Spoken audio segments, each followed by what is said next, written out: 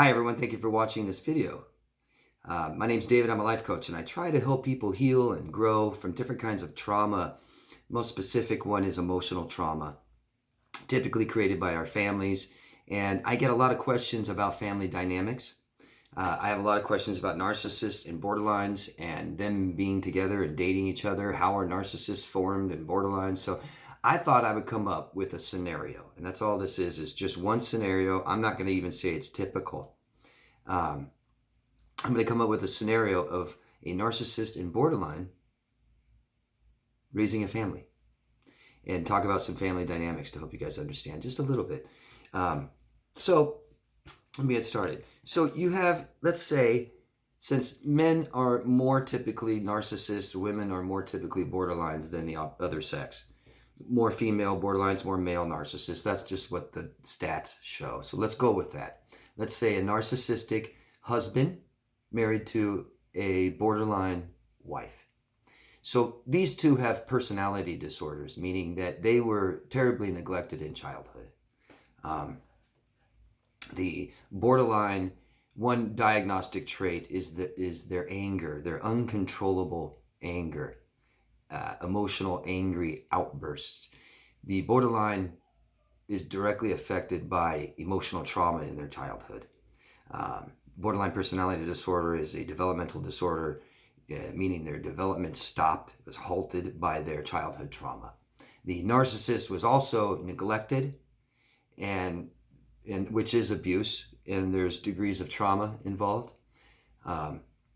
But they were forced to live up to a false or fake persona, and so these two, like most people, raised their children the way that they were raised.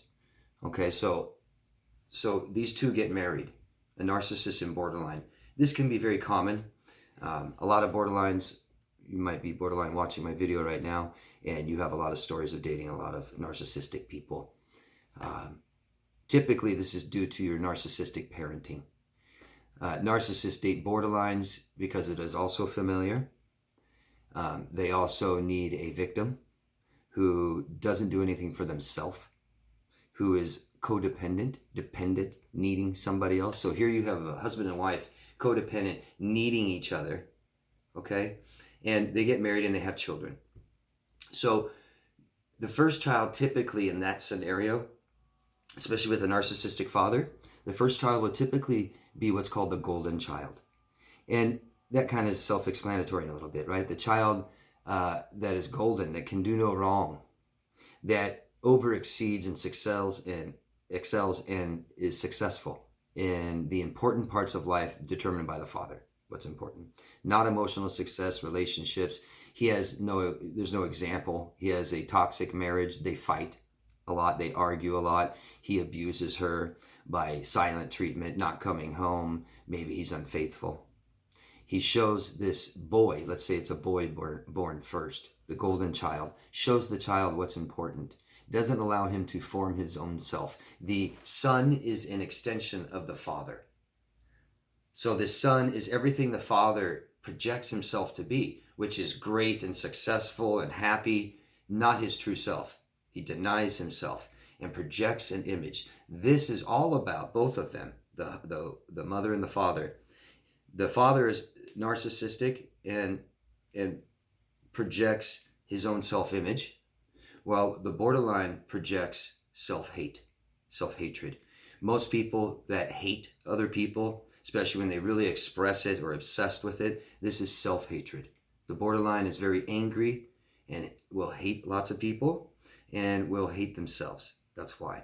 So you have the first son. The son is born first. He is the golden child. He is the extension of the father, and everything that the father wants to be, every shortcoming they feel they have, the child will overcome this for the dad. This is all the dad living through the son, not allowing him to be himself. And so he projects this image of what he wants his son to be. And in the end, it's unattainable. It's not realistic. It's be good at every sport and play every sport and be good and be the best. Because only winning matters, right? Everything else is second place. Everything else is losing. I'm not a loser. You won't be a loser. So here's a son trying to get his dad's validation and attention, and that's by exceeding. So he's playing baseball, football, basketball, wrestling. He's a skier. He plays tennis and golf and all these things to just keep trying to be the best. And the only time he gets his dad's attention is when he is number one. Okay? The problem with that is it's external and it's not enough. Dad does not emotionally connect with son. Son is being emotionally neglected. So here's a son just from the father already being pushed, being taught what's valuable, what's important, taught what you need, taught what you want, not allowing him to figure that out on his own, living up to an image projected by the father, the expectations, which are unrealistic. So the son is always being let down, always never having the attention and validation that he's seeking from the father. So now he is constantly seeking this from somebody. What we don't get as children, we will stray and find it somewhere else until we heal from that as adults. If we don't, we keep trying to find it. So here's a narcissist being raised to try to find the validation and attention that he never got from his father, and he's going to try and seek that somewhere else. Now, the mother is borderline, and the father and mother have been married for a few years before they even had the son. They fight and argue, and now the mom has this deep-seated hatred and mistrust for dad, for the husband. The mom takes out this anger and rejection onto the son. She will believe that son, who the father believes is an extension of himself, she will take that too and say, you are like dad. You always take dad's side. You're more like your father than like me. You look more like him. You try to make him happy and you aren't there for me. Total narcissistic parenting from both, where the attention is put on them and what they want and their expectations, what they need, their emotions, what they value. Never the child forming his own self, living up to a projected image just like his father. This son turns out to be a narcissist.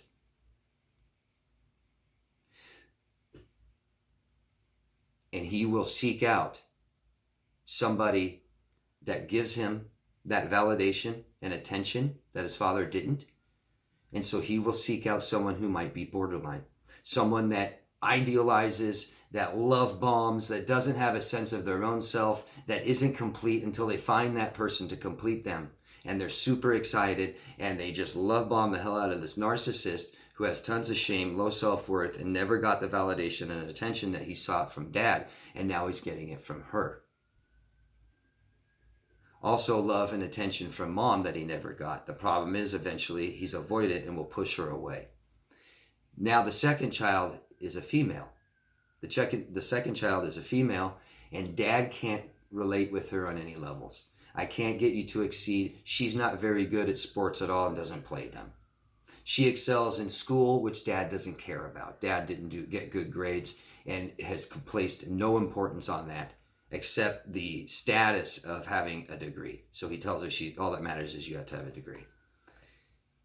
The fighting between the two traumatizes the girl, the daughter.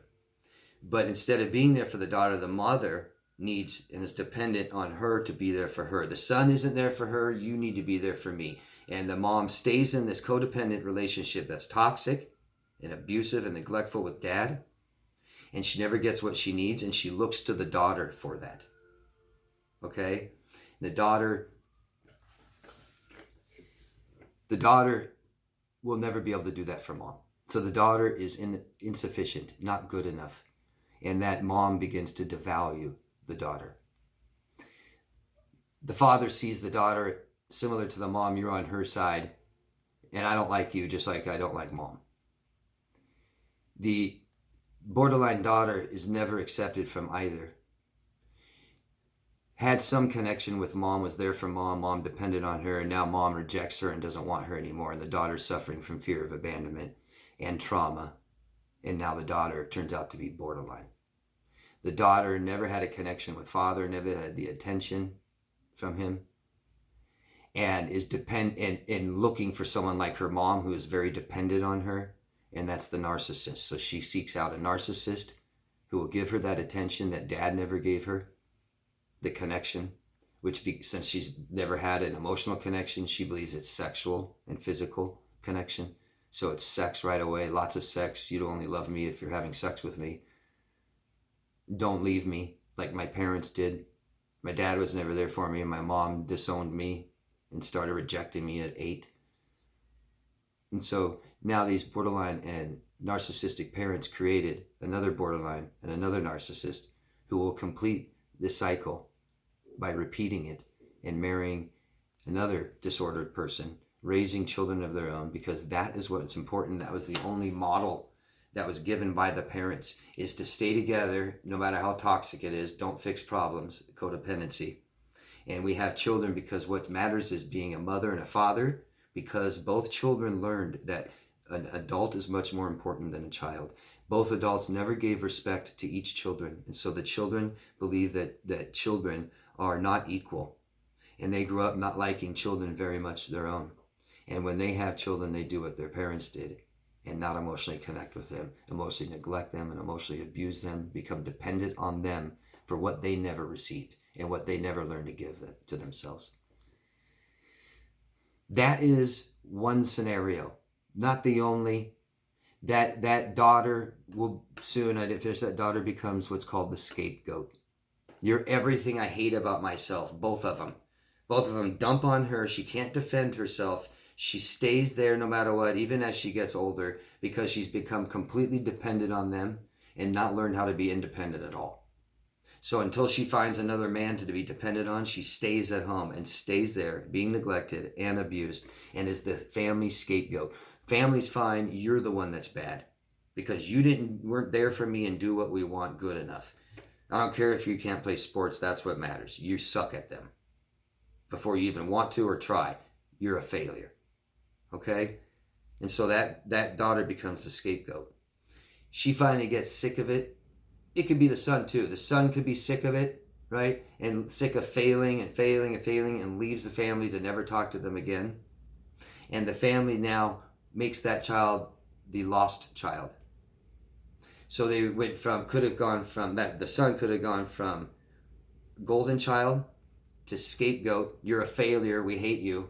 You don't try hard enough. I'm not trying anymore with you. I'm not going to pressure you or hope anymore. You're just a failure. Not this family. You're the scapegoat. And then that child runs away, never talks to family again. And then they're the lost child that we never speak of ever again. And we remove family photos with him in it. No one speaks of it. And our family is strong, right? DeMar's strong, if it was my family. But that is one scenario. And it's somewhat typical in narcissistic, or let's say personality disordered family units. That kind of dysfunction is very typical, very typical. And how narcissists are formed is very typical that way. And how borderlines are formed is very typical that way. Any questions you guys have, please ask me down below. I try to answer everyone's question. I have a weekly question and answer video where you can ask me questions every single Monday, and I'll answer all of them for you. Let me know any other scenarios that you can think of if you want. You can tell me your own personal story. I love when people open up and share their stories. It's healing. It's also good for others to read it, validating. We can learn from your experiences. So let us know. Thank you. Anybody want coaching? DavidDemars.com. Love yourself first, guys. Bye-bye.